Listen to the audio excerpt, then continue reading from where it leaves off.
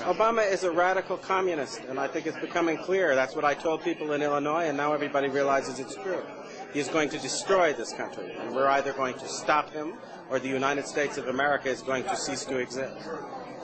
Is there any...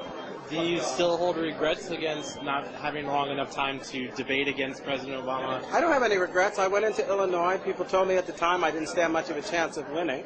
The idea was to bear a true witness. The man is an abomination.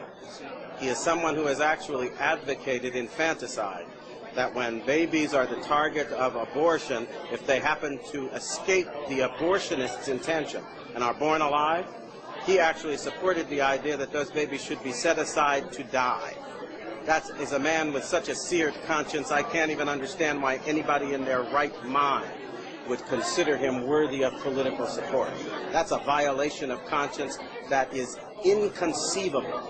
And even some of the most hardline pro-abortion people in America rejected that abomination, and he did not.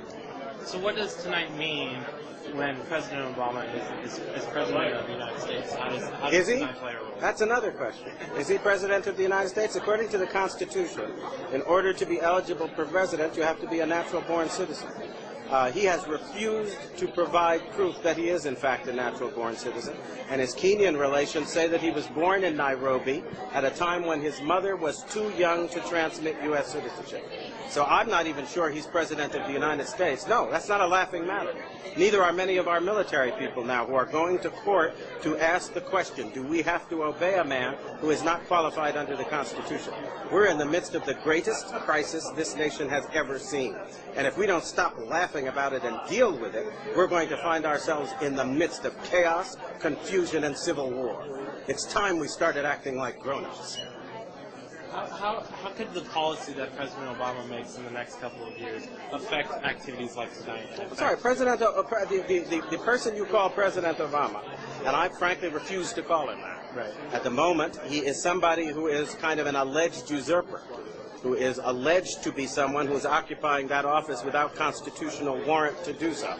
And he's rushing forward with ideas like destroying our borders, an amnesty bill that will actually have the American taxpayer footing the bill for illegals to come to this country to live, to get housing, and to get everything they want. He is also somebody who has just announced a program that would essentially destroy the validity of existing mortgages and encourage everybody in the country to stop paying their mortgage because the government is going to pay it instead. This is insanity. It's as if we have put insane children and adolescents in charge of our government. And I think we need to ask simple questions. A couple of years ago, we were arguing over every penny in the United States budget, and it was quite clear we didn't have enough money to go around. Well, somebody asked me where we came up with $2 trillion in the course of the last 6 months. Did we wish for it out of the air? Have people gone mad in this country? You don't have that money. We are claiming that a bankrupt government can save a bankrupt banking system. Explain to me how that happens, because I think that's impossible. And the fact that we have just elected an individual who may or may not be qualified, and he presents silly ideas like this and says, let's move forward now, and we're all acting like the laws of economics have been repealed, and we can actually afford to foot the bill with money nobody's got. This is insane. It's got to lead to the collapse of our economy, and it's going to.